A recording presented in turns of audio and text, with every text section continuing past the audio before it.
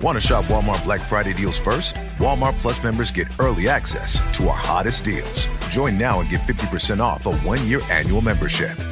Shop Black Friday deals first with Walmart Plus. See terms at walmartplus.com. This episode is brought to you by Skinny Pop Popcorn. Perfectly popped, endlessly delicious. Oh, so light and crunchy.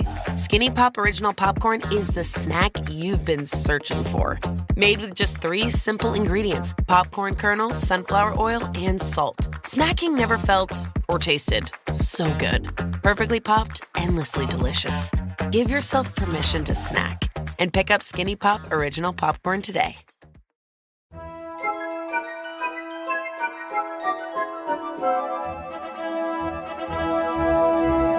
Hi, I'm Erin. And I'm Katie. And you're listening to Ropedrop Parkhop. Happy Thanksgiving week. Yes. It's Black Friday today. Right? Yes. Yes. So if you want a reference, we are recording this Monday the 4th, so the day before Election Tuesday. Yes. And so if we're all still around, if the world didn't explode. Oh, gosh, don't say that. But yeah, anyway, we don't know. We don't know anything. But it's Thanksgiving. Well, it's Black Friday today, and we are taking this week off. So it's so hard and confusing to try to explain all of this, but we're recording today on the 4th so that we can take the week of Thanksgiving off. Where are you? I'm in Las Vegas right now, getting ready to go to a hockey game. You scrunched your nose like you're not super excited. Are you excited? I mean, it's not. It'll be fun. It'll be a fun week. I'll be with my family. We'll be with other family members. We have a lot of fun stuff planned. It'll be really fun. Yeah. I long for the beach. I want to go to the ocean. Always. Yes. I always. I would like to be at the ocean. Anytime I'm on a trip, I want it to be at the ocean. Or at Disney. So, and it's neither of those, but. Maybe we're going in a week or two. Maybe. Who knows? Guys, this is so weird because it's today, but actually it's 3 weeks ago, and we don't know what's happening with our life. This is our multiverse. It's our version of time travel. Okay. But so we have grateful. and we have a really fun guest for you today.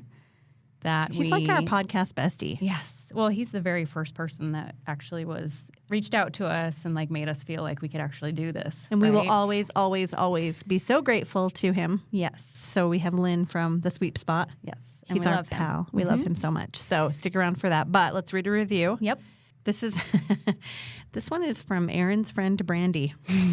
I love it so much. I'm so glad you're reading this one. Me too. I feel like we probably would have had to swap around if it had landed on a U week. Probably. Okay, fun podcast, 5 stars. I didn't pay her anything to do this. I love listening to Katie and Erin. It fuels my FOMO, and they get me so excited about planning another trip. I've learned so much from these girls that have enhanced my trips and made things so much easier than trying to plan it all on my own. It's also fun to visit the parks with one of these ladies if you could be so lucky. Wink, wink, Erin. So Brandy and I have gone together, and it was fun. But anyway, thanks, Brandy. Thanks, Erin's friend, Brandy. Thank you, Brandy. I know she's still around. I don't have to ask. I still talk to her.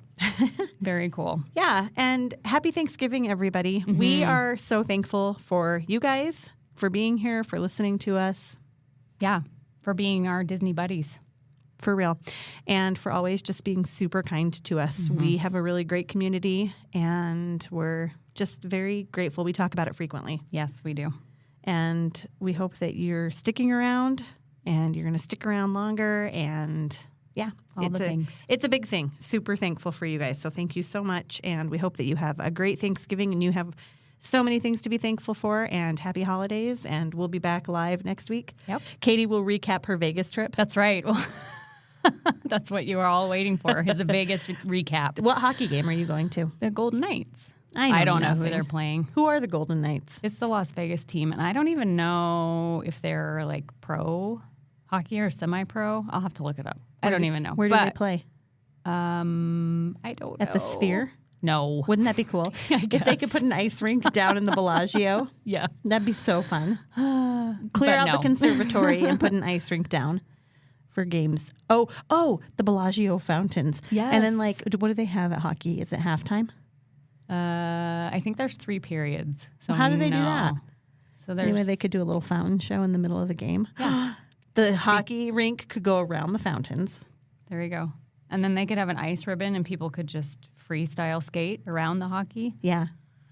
Vegas, call us. We've got ideas. We totally have ideas. Okay. This episode's going to be fun. So excited for you to hear it. And yeah. And if you don't already follow Lynn over at the Sweep Spot, head over there. Give him a follow. I'm sure we'll talk about that on the episode Probably. a little bit too. But yes. Okay, bye. All right. Mouse World Travel is an authorized Disney vacation planner specializing in vacation destinations all over the world. From frequent theme park getaways to annual family cruises to once-in-a-lifetime epic worldwide adventures, we can help you make those dreams a reality. At Mouse World Travel, we focus on quality vacations to provide guests with the most optimal experience.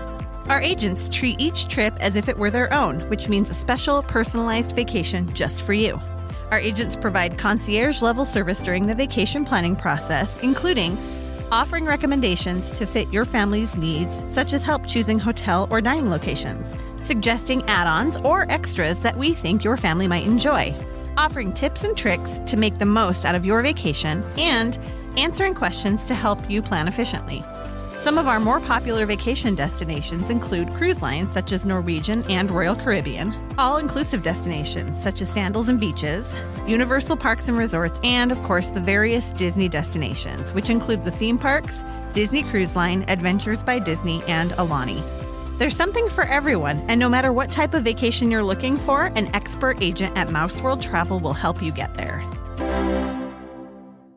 Okay, so we have a special guest with us today. As we hinted in our intro, we have Lynn from the Sweep Spot, who we always enjoy having on a whole lot. Hi, Lynn. Hello, thanks for having me again. Thanks for joining us again. Yes. We were just talking before we hit record about the toilets back by Red Rose Tavern. And how anyone that's listening that's an OG listener knows the story. If you know, you know about the toilets. And if you don't know, please go back and find that episode because it's one of our favorites. 2 years ago? 3? At least 2 years ago. I think 2 years ago. I think that sounds Wow. right. October of 2022. Yeah. Yeah. Okay. I think so. We'll help you find it if you need help finding it. We'll help you find it. So, Lynn, really quick before we get started, just in case somebody is new and listening for the first time or is not familiar with you, tell us a little bit about your background. So I worked at Disneyland. Well, I grew up in Southern California, went there all the time to Disneyland growing up. But then I started working there in 91 to 93 at the Plaza Inn. And then I think I told the story. I didn't quit. I got fired. But and then I went back. He took a break. I took a break. Literally and figuratively, yeah. Yeah, they forced me to take a break. And then they let me come back in 98. And I stayed until 2007, and that was in day custodial. Cool. And in the awesome white uniform. I moved to Utah, and then I started this podcast, The Sweep Spot, in 2011. And we've been doing it ever since. And we have 2 books out, Cleaning the Kingdom, that we wrote. And it's been good. And the books are really fun. They're fascinating. And they're available in the lobby of, are they available at the Hojo Anaheim? They are, yes? No. They're at the Candy Cane. Yes, we saw them at the Candy We've seen them there. Yeah. I feel like we need to get you in the Hojo. shop at the Hojo. Yeah. I know. We can make that happen, I think. All right, let's do it. We'll all work together. We'll message Heather. But where else can people find your books, though? Are they on Amazon? Amazon, you have our a website, website. Perfect. Sweepspot.com, yeah. Okay. And then where can people find you on social media?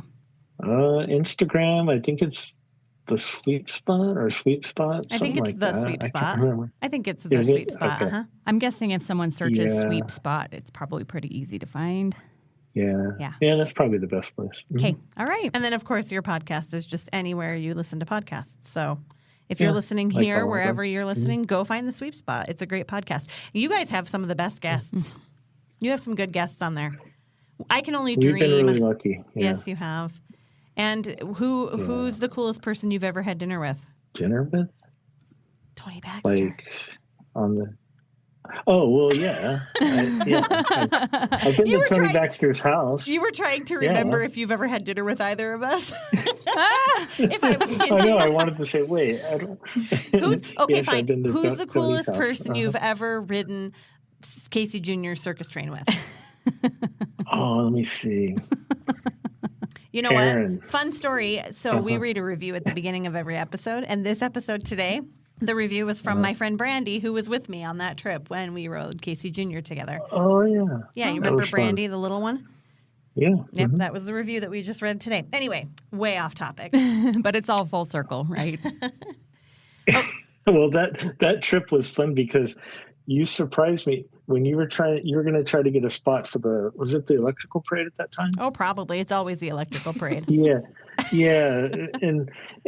And you said, and it was about to start, and you said, "Oh, we're going to go watch it." I said, "Where? Where are you going to find?" "Oh, always find a spot. I want to see this." So I walked with you, and all the way to the town square. You squeezed in with these people, made friends with them, and next thing you know, you had a front spot. I know. Hey, it's a gift. It's a gift.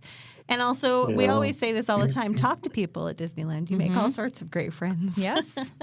Yeah. Anyway, For sure. Okay, so we're going to talk a little bit today about what happens after the parks close and maybe with a little bit of a Christmas twist.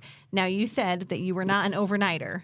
You were day custodial. But you said until 1-ish in the morning?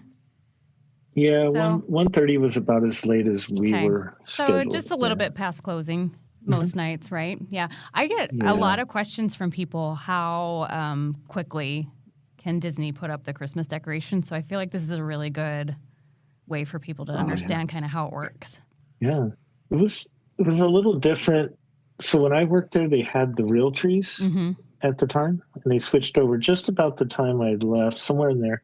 They switched over to the artificial tree, which they've had now since then. But yeah, they used to have, from what I was told, they used to have some land up in Oregon or Washington that Disney owned, and they knew which trees were going to be used for which year. Wow. Interesting. Okay. Yeah. Can you They imagine bring how it much down. harder that would be? Because, I feel like the tree now, that bugger stays decorated 365 days a year in storage. Can you imagine putting up a real Probably. tree and having to decorate it? Yeah. They'd bring it in on a truck, and it would sit behind Splash Mountain for weeks before. I wonder how they Maybe kept a it from couple weeks, dying. It just stayed. know. That's crazy. Huh. Behind Disney Splash magic. Mountain? Where? Yeah. Where back there? Could you see it on the tram route? You probably could, yeah. Interesting. That's Yeah. fascinating to me, all the behind the scenes stuff. Okay, so let's talk first about closing the park down. Because I always wonder, because if you get in line if the park closes at midnight and you get in line at 11:59 p.m., you get to ride. So how long does that closing process typically take? And Main Street stays open an hour extra. So how long does it take before you get all of the people out of the park and you close shop for the night? So they start evacuating kind of pushing people. Like the security would be at the farthest point of the park. So this was before Galaxy's Edge, but they'd start saying Critter Country, Toontown, or wherever, and they'd check the restrooms, and they just kind of work their way all the way down to the hub that way. And is this all clearing hands on every deck area. kind of cast members? Security. Okay. Yeah, they would do that. So that's to get the guests out. And then if there was an attraction like Indy was notorious for being open late, especially when I was there late 90s, because it had only been open for a few years at that point. But that one would always stay, because like you said, if you're in line by 12 or 11:59, then you can ride it. And so sometimes that line wouldn't empty out until 1 o'clock. So That's crazy. So then crazy. they'd have to stay there and wait for all those people to come out and then kind of make sure they didn't go back, Sneaky. So I feel does that take the cast members, though, that run the attraction also to somehow notify security that was the last person, we have no one else on the vehicles? And then do they do a sweep through the attraction? The attraction cast members walk through to get hats or anything that was left, thrown out. On the tracks and stuff. And people that maybe jump down or trying to hide amongst the skulls with the snake in the fire pit. Okay. Yeah. So they sweep out. Then what happens? What do you guys do? What's your role in this? So our role was just to make sure that everything was swept, like the big stuff, because the night crew would come in and hose everything and pressure wash areas. And so they wouldn't want big stuff like clogging up drains. So our job was to get all the bigger stuff and sweep it up. And then we'd check all the flower beds in each area for trash and different things. We'd have flashlights and we checked. That was our job. And then a couple of different areas had some unique things, like Pirates and Splash Mountain. We called doing logs or doing boats. So like if you were working in Adventure Frontierland area, we took care of the boats for Pirates at the end of the night. So we would stand there and wait for the last boat to arrive.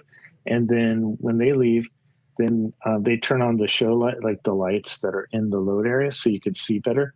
And we'd have to get all the trash out of the rows. And then those boats fill up with water throughout the whole day. As you know, by the end of the day, there'd be inches, deep of water that accumulated over the day. So we'd have to get wet vacs and suck out the water. And yeah, that's crazy. That's interesting. I never really thought about that. And that was your job. That wasn't a Pirates of the Caribbean cast member's job. No, and we only did that when the park closed before midnight. So if the park closed at midnight, that was night crew's job. Because there wasn't enough time probably before your shift was over. Yeah, that makes sense. And back then there was we had a lot of 8 and 9 o'clock closings back, early 2000s. Mm-hmm. Which that's unheard of now. Yeah. Yeah, I know. Yeah. So those nights we'd be off at 9:30 because it was usually an hour and a half after the park closed. Oh, okay. Was our shift. Can you imagine? Mm-hmm. I feel like they had before COVID. I feel like sometimes in the off season they would close at like 8 and 9. I can remember some times when they were closed at 8 or 9. Have they done that since COVID? It doesn't feel like it, but and maybe in the early days of reopening, maybe they had some shorter days, but not since revenge travel's been a thing. I feel like it's open as many hours as possible. I feel like Disneyland doesn't close before midnight hardly ever. There is a day coming up. I was making something for a client of mine, and November 13th. They close at 11. Yeah. Which super early is weird, but yes, that's correct. The 13th, or Anyway, it's weird. That's weird. 8 o'clock. I think people would revolt if they thought that the parks were closing at 8 o'clock. Can you imagine? Well, did you know in like the 80s and 90s they were 10 to 6 in the off season. So they actually had an off season back then. Now it feels like it's busy year round, but it was like January, February. They closed. Their hours were 10 to 6. I wasn't born yet in the 80s or 90s. Oh, you hush. We have a local, kind of a local theme park in northern Idaho, and their hours are kind of like that. Like Universal Studios hours are kind of like that still. Yeah. Like Universal Orlando, Islands of Adventure is super short hours. Yeah. So that's funny. Disney just is working you all to, I mean, you're not there anymore, but still, all of the cast members who are currently there, they're just working them to the bones. That's why they need more. Yeah. Okay. What else? What else happened after the parks closed? So you didn't pressure wash. Oh, go ahead. No, that was night custodial. They came in and they had we had the whites on, and they would have blue on. Oh, okay. And they would, and they would be a big crew of people that would have areas that they would work in. They'd pressure wash the restrooms, the kitchens, like where they make food, and. Oh, wow. Would you guys line up in all of your whites and then they line up in all of their blues and you high five each other as you leave and they come in? Like for team spirit? Tag, you're it. Tag, you're it. It's your turn. Get that power washer out. Oh, I think I would want a power wash. It would be satisfying, yeah, it sounds right? fun. Yeah. Especially the bathrooms. They just go in and hose the bathrooms down? Yeah. Oh, and they have enough time to dry before the guests come back at 8 a.m., huh? Yeah. That's cool. Yeah. It's good they to know. probably start that at 1 o'clock or something in some areas, Huh. Did you ever stay overnight? Were you ever there overnight? The longest I was there was on New Year's Eve. We would close at 2 o'clock. And so we would be off at 3:30. Okay. And then I had shifts, like before I left, I was starting to get morning shifts, so I would have to be there at 5:30. Okay, so what happens before the park opens? End of it. Okay, so we would have to get there, and so that they would pressure wash. There'd be water everywhere, so we'd have to push like puddles and into the drains and things like that. we check the flower beds again, because the people at night check them, sometimes they can't see it, very good. But then in the morning, it's easier to see a little bit. So we recheck those. We wipe off the trash cans, wipe the lips of the trash cans. Sometimes there's junk on there. Yeah. Just a lot of little things like that. But it was fun because it was it's really weird. A lot of people say, "Oh, I wish I'd like to be there in the middle of the night." Surprisingly, it feels really lonely, like in a good and bad way. Mm-hmm. Like, I think the guests bring, life into the park. Oh, totally. And it doesn't feel like Disneyland. You just feel like you're there, like just working when people aren't there. It feels like a job. Yeah. Do they keep the music going all night? No. They shut it off? Yeah, and I saw there was a thing someone put on TikTok. Did you know the music stays on all night? No, it does not. Okay, yeah. but that kind of that makes me sad a little bit. I wanted to live in the dreamland. Yeah, they would play like modern music. Some areas would play over the PA like music. Really? Keep you going. Mm-hmm. I guess you can. You have a whole sound system there. You may as well use it. Remember I told you when I've stayed at the Grand Californian in a park view room before? Mm-hmm. Right in front of Grizzly Peak. And they turn the music off for a little while, but then it comes on well before the park opens, too. Oh, yeah. So, we would open our balcony door, around maybe 5:36. It starts up. Mm-hmm. And, so... But it has to have a little bit of a break. Even the music needs a break. It's a big operation in the middle of the night. You see trucks driving everywhere and delivering. They have to get the merchandise to all the stores and the restaurants, and just delivery trucks everywhere. And the hoses are going everywhere, so then the trucks have to honk to let the hoser know that they're gonna, drive over their hose, because it could flip them, Yeah. Wasn't it a month ago that there was a truck on Main Street that the hydraulic fluid in the truck started leaking, and they ended up having to close that side of the park, right? It was a hazmat situation. I mean, trucks are out there, which that'd be kind of fascinating to see it just turn into like a bustling, busy, even though there's no guests, but like a busy little city almost. Mm-hmm. Yeah, it's really neat. I mean, just to see how they make it happen, to prepare for the next day, and then it's fun to see people starting to disappear as it gets closer to opening. Yeah, trucks start, and they'll announce it over the radio. They'll say all vehicles need to, be off on stage areas, and so And so with the night crew, are there also cast members checking the rides all night long as well? Yeah, walking the rides. Okay. Maintenance. Mm-hmm. And just running them. And a lot of those rides, they'll take a break, when the park closes at midnight, like say Peter Pan, but then 2:00 comes around, there's someone in there running it and checking it, and making sure it's oiled up and not squeaky. Yeah. It's very fascinating to me. It's interesting to me that this place is still just moving, and I just am thinking about how we go back to our rooms and we sleep, and there's still how many employees do you think are there throughout the night? So in Custodio there was around 500, but that was day and night. Mm-hmm. Total. So plus so there's probably 300 a night crew. 200 to 300 night crew, and then maintenance probably another 100 or 2, because maintenance consists of not just people that fix the rides, but you have painters, and they had a special crew just for windows. They had a window washing crew that would go around just do all the windows. Yeah, that's kind of cool. Get all those dirty kid fingerprints off the windows. Yeah. And plus, especially on Main Street. You got to keep Mark Davis's window real nice. That's right. You got to keep Walt's window casting. You got to keep them all nice and fresh. Okay, so brass. There was people that cleaned the brass, on the carousel and the brass railings around City Hall. And are those members of custodial, or is that maintenance? Those are custodial. No, you never did that because you weren't on the night crew. No. In a way, I wish I had a little bit of time to do it, just to be a part of that. But those are rough hours. I mean, they get there at midnight and they're off at 8:30 in the morning. Yeah. Yeah, and then you got to sleep during the day. Those are not hours to live a life. No, I don't like graveyard shift. Not fun.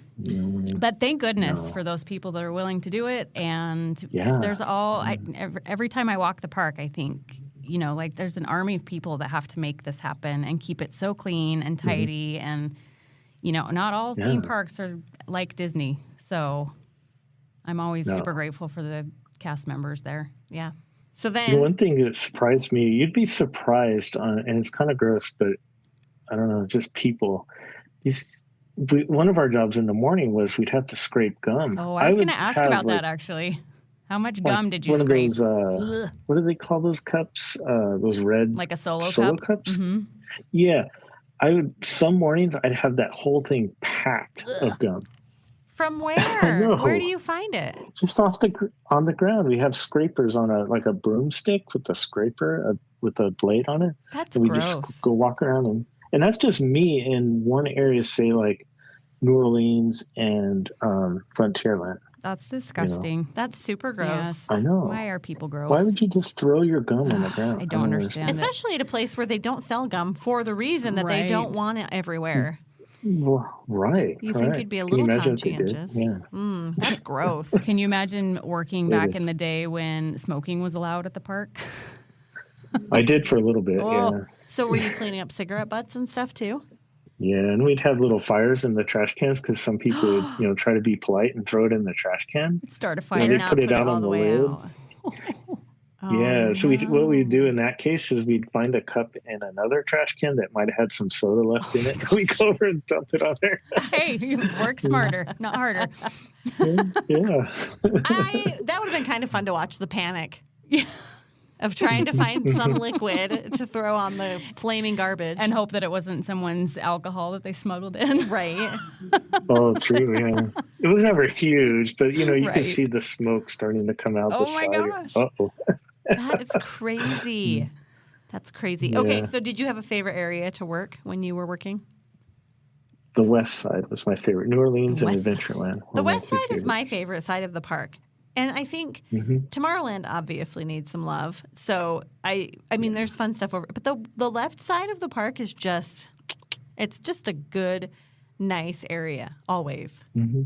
It's beautiful over there with the water, the river. And all the lights on the water. Yeah, it's pretty. Mm-hmm. Okay, so what happens for holidays? Not necessarily just Christmas, but for what happens for holidays? The park shuts down. The last person is out. Are people waiting?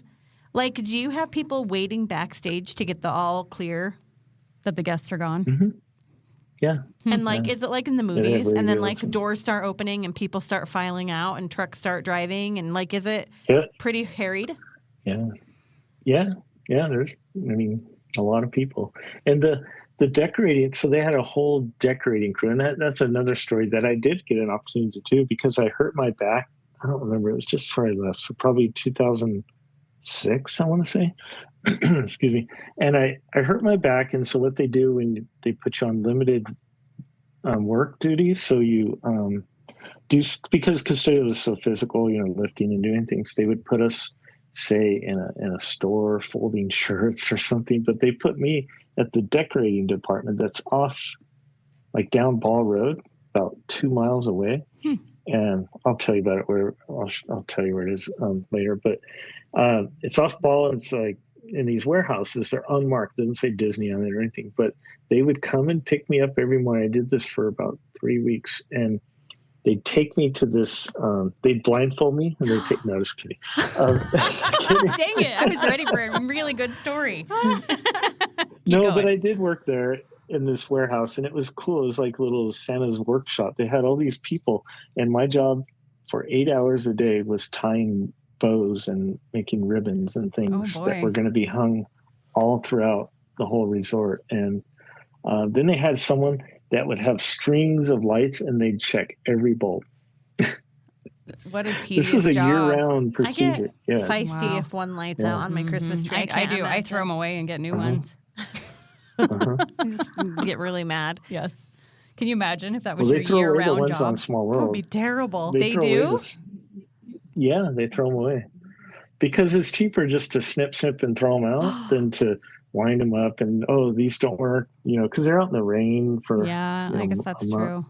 2 months. Huh. Yeah. Okay, so you got to see that. So you got to make bows. Did you get to see any of it transitioning from your unmarked warehouse? It's nondescript location on Ball Road to the parks? Like, did you get to help with the transfer at all? No, because it was a year-round thing there. So I was there in the summer. So well, I mean, nowadays they start putting snow on the castle in the summer. So that's true. They start decorating earlier than ever. And so, do they store everything at that location for the holiday decorating? Halloween as well? And all the holidays. Yeah, anything that is not year-round that they would put in there. Yeah. So this is when you see on the Mattercam at 4:00 in the morning when you see the pumpkins driving down the flatbed down Harbor Boulevard. Yeah. This is where they're heading? They're coming from the secret spot. Interesting. That's really cool. So, okay, Tag and Teresa over at the DL Weekly, they were doing an episode recently, and they were talking about how they were at D23, and they were taking the bus back to wherever after the parks panel or something. I don't know. One of the things, they were taking the bus back. And Teresa was saying that she was sitting across from Tag and they drove past something. And she's like, I don't know what it was or where it was, but there was a garage door that was open. And she looked at Tag and she was like, pull up a picture of the final float on Paint the Night. And he pulled it up and she says, I just saw it. She says, I just saw it. And he didn't see it because his back was to it. But she said, I saw it. They had the garage door open, and I knew immediately that it was Paint the Night. And she's like, so I knew back at D23 that we were going to be getting Paint the Night back because I saw a float. Not the same location, I imagine. I don't know where that would have been.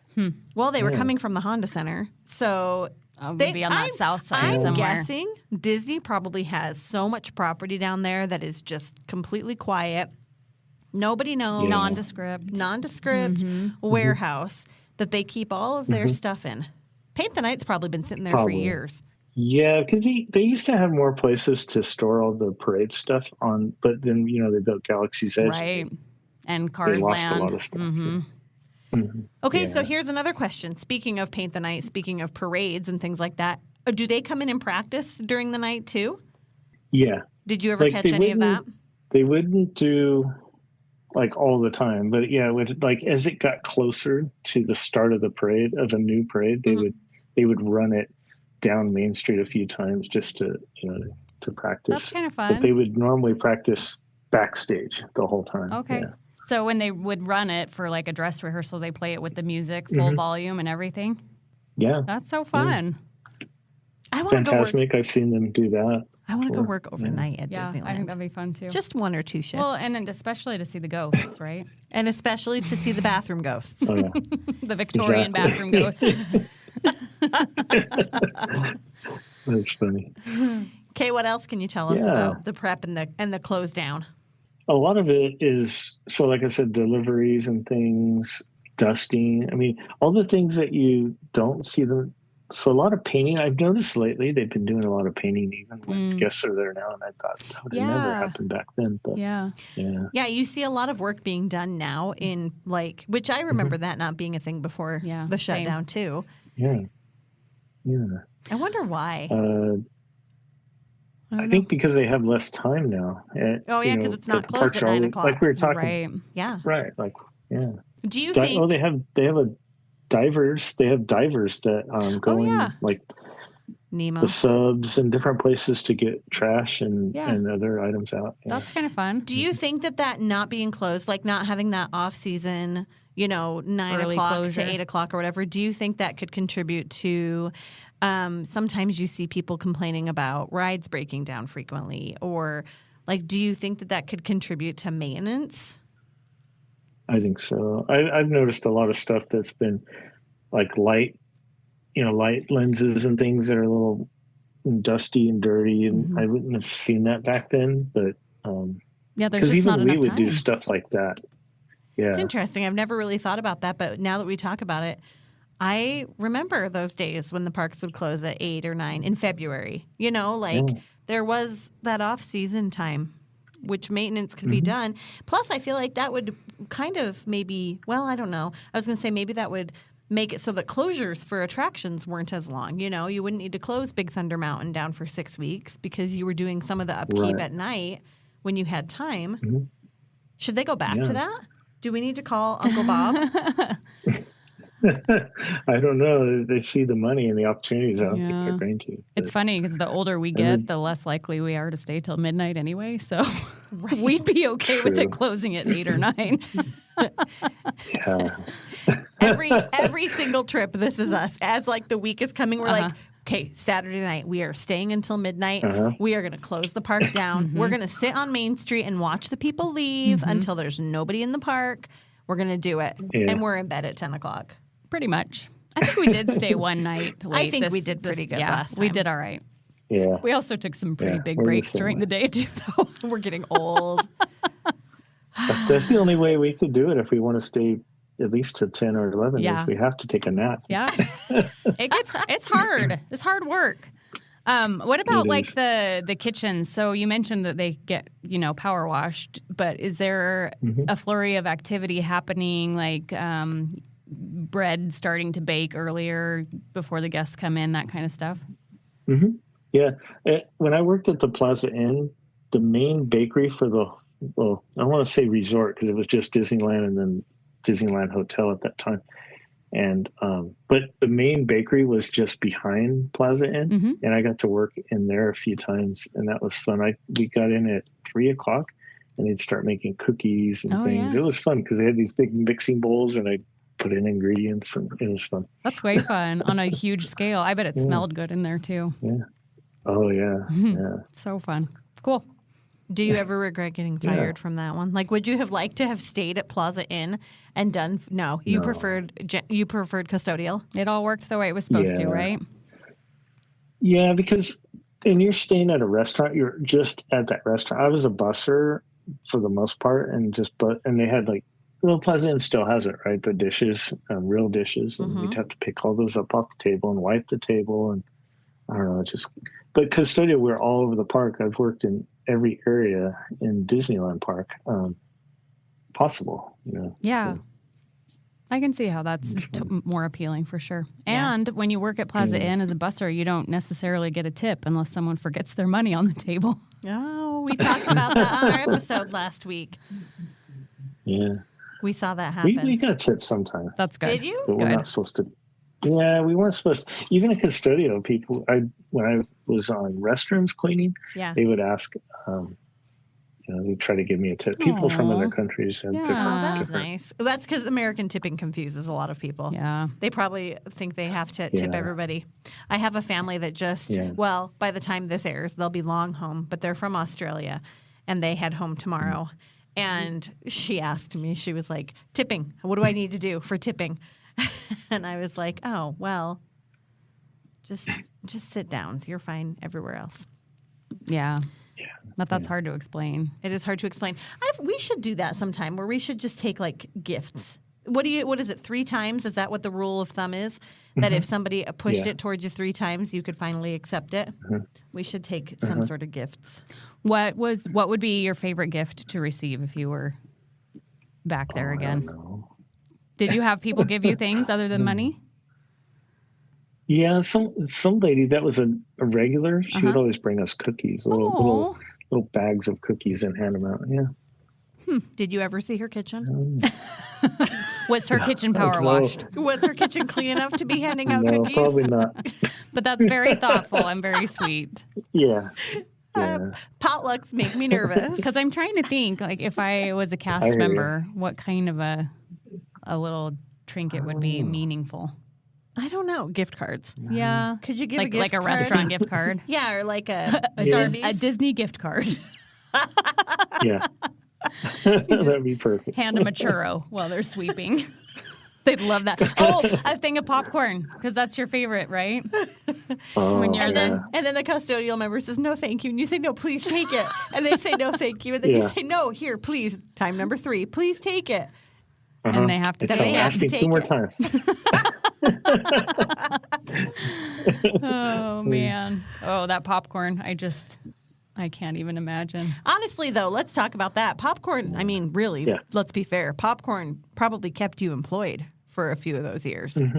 Yeah. And you probably still have nightmares about the popcorn. I do. You close your eyes and you see the popcorn. And the vendors that would do the popcorn, you could tell it was going to be a messy day if you just watched the way if they were just piling it on top. So all you have to do is barely move it and it falls everywhere. Oh. And then it's the worst when you see someone, like a parent, hand it to their 5-year-old and you're like, oh no. Yeah. You just stand by. Yeah, I'm just going to follow along behind you the rest of the day. That's funny. Yeah. That's fun. I love all of it. Anything else? No, it's I just love hearing the behind the scenes stuff. I do it's too. So fun. Behind the scenes. Yeah, it's I don't think it takes away from the magic. I think it kind of adds to it. I mean, It does for me. because we've talked enough about on our podcast, which probably you've brought this up on yours too. The magic is the cast members. It's not magic is tangible, right? It's not. I mean, there's a feeling too, but also the things that we love about Disneyland are the cast members. Yeah, and even the behind the scenes things. When we get there first thing in the morning and it's beautiful and it's pristine and it's so clean, it's because somebody worked hard all night long to make it that way. Yeah, for sure. I love it. I love walking through, and I tell people this all the time. Like, there's a special something when you stay, like, at the Disneyland Hotel and you come through security right at 7 a.m., and all of the sidewalks in downtown Disney are wet because they've just been cleaned, and everything is just fresh and ready to go. You feel like you're walking on a red carpet almost. Kind of. There's something special about it. Yeah. They used to... Did you know that, well, you probably knew this, but I'll remind you that, so up until the time Eisner took over, the parks were closed on Monday and Tuesdays. I did not know that. I didn't know that. Yeah, from the very beginning. Walt wanted 2 days, so it was Monday and Tuesday, and the parks were completely closed, but custodial day and night would still come in, and they do all that extra cleaning. Wow. And I heard that the park was, I mean, I went there then, but I don't remember. I was young, but I heard the park was just spotless. I mean, you think it's clean now. Yeah. Oh, I can imagine. Yeah. That's crazy cool. Were they ever closed on holidays? Or have they always been open on holidays? Always, yeah. Well, we used to close early on Christmas Eve so the cast members can at least go home and be with their family, because Christmas Day, mostly everyone, like all hands on deck for Christmas Day. But they would close the park at 6 o'clock sometimes on a Christmas Eve. Now, they it's got midnight. rid of that. But, right. I do feel like, though, I don't know what your experience is, but I have a sister that goes almost every Christmas. They spend Christmas Eve and Christmas Day at Disneyland, and she said those are kind of the quietest hours, are the evening of Christmas Eve and Christmas morning, because people have gone home to be with their families. So, yeah, I would always ask to work nights. Like when I had enough seniority where I could do opening shifts coming in early, I would still want to work nights, because then I could be with my family. And even I wouldn't even have to be until, say, 5 o'clock. So I could even have like an early Christmas dinner or something. Oh, yeah. Oh, that's nice. That works Thanksgiving. out. What about, since we're on that topic, when you do have to work those holidays, do they do anything nice for you backstage? Sometimes, yeah. They would have so they have the in-between, which was part of so it's right behind the Plaza Inn is the cast member cafeteria. Oh, yeah. And they would have, like on Thanksgiving, they would have, you still had to pay for it, but it was pretty cheap. Or they'd have like free pumpkin pie and things like that. Yeah. Okay, cool. And you get paid extra. I think it was like double time on holidays. The big holidays. Good. That's good. I hope they still do that.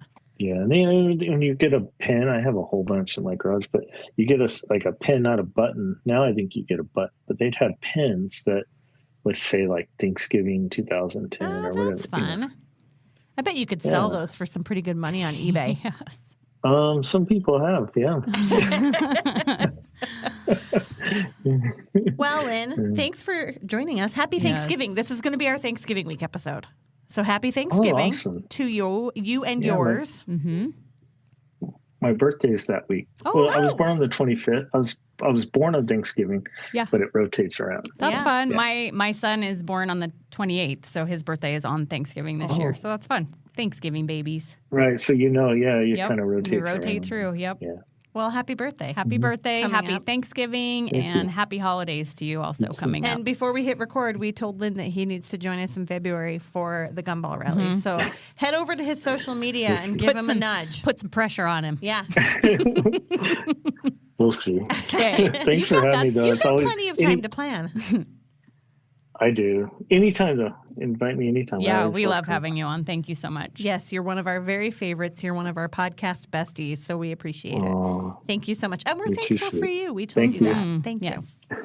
And this is your weekly reminder to go ahead and go follow us on Instagram at Ropedrop.Parkhop and Facebook the same. And go join our fun discussion group, Rope Dropping and Park Hopping. We have a lot of fun over there. And join our Patreon if you haven't already. Ropedrop.Parkhop there, too. I believe so. And then subscribe, rate, and review the podcast. We really appreciate that. Lynn, give us one more plug for yours and tell us about your Patreon as well.